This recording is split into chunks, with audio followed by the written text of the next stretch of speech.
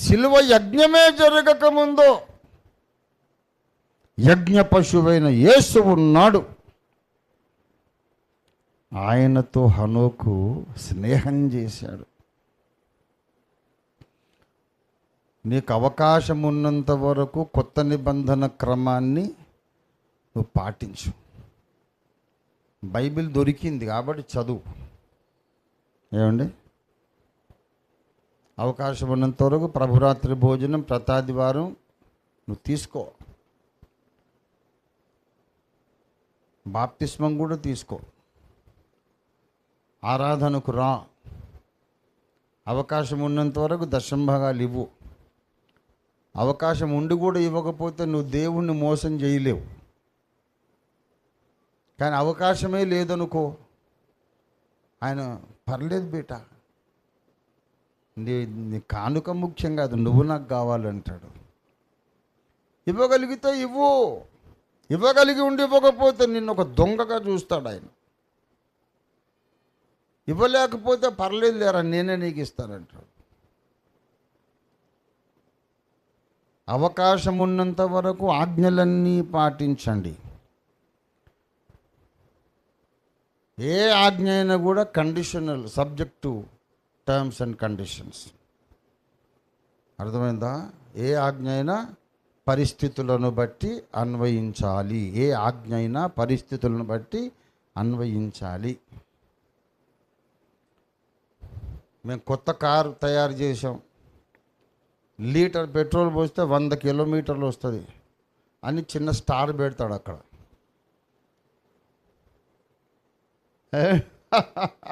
కింద స్టార్, కింద ఇంకో స్టార్ పెట్టి సబ్జెక్ట్ టు కండిషన్స్. నువ్వు అది 1 లీటర్ పోసి మరి 100 కిలోమీటర్స్ రాలేదు, 80 కిలోమీటర్సే వచ్చింది అని పోయి పంచాయతీ పెట్టుకున్నావు అనుకో, అక్కడ కరెక్ట్గా చదువుకో బాబు, పరిస్థితులను బట్టి ఇది అప్లై అవుతుంది అని అంటాడు. ఏంటి పరిస్థితులు? నున్నగా హాంకాంగ్ రోడ్స్ లాగా ఉండాలి.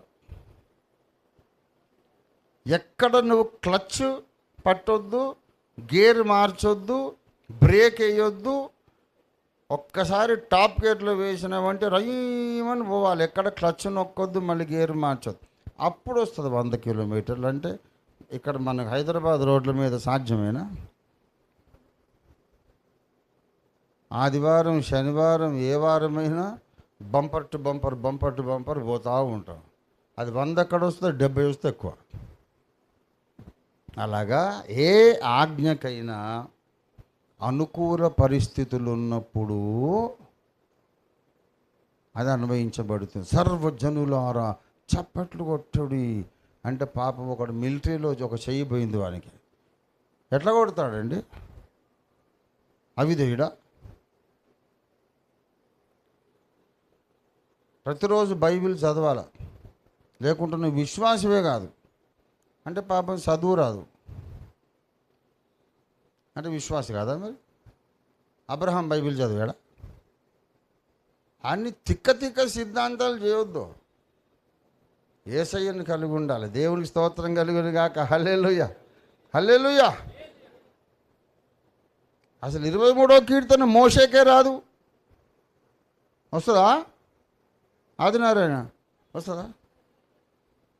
ఆయనేం భక్తుడా? 23rd సామ్ రాదంటే అరే తిక్కలోడా, అది రాసిన దావీదు బుట్టనే లేదు అన్నాడు. కాబట్టి సబ్జెక్ట్ టు కండిషన్స్. మోకరించి ప్రార్థన చేయండి. అంటే ఒక ఆయనకు పాపం యాక్సిడెంట్ అయింది, లోపల రాడ్లేసి ఆర్టిఫిషియల్ లెగ్ పెట్టి అది మడుచుకోదన్నమాట. రెండు స్టిఫ్ కట్టెల్లాగా ఉంటాయి. అంటే మోకరించండి, ఎట్లా ఇరగొట్టు మోకరించాలి, మళ్ళీ లేచి నడవద్దా?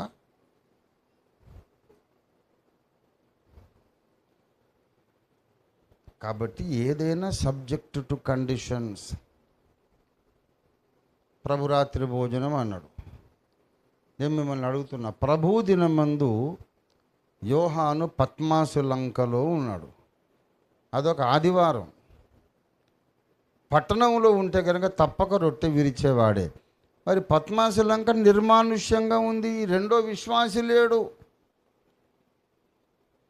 ఏ రోజైతే, ఏ ఆదివారం అయితే శిష్యుడైన యోహాను ప్రభురాత్రి భోజనం తీసుకోలేదో, ఒక్కడే ఉండిపోయాడో, ఆ ఆదివారమే ప్రకటన గ్రంథ ప్రత్యక్షత వచ్చింది. Subject to conditions.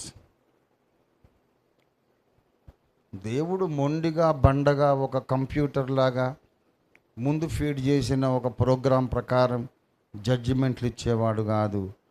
ఆయన నీలాగా నాలాగా ఒక వ్యక్తి.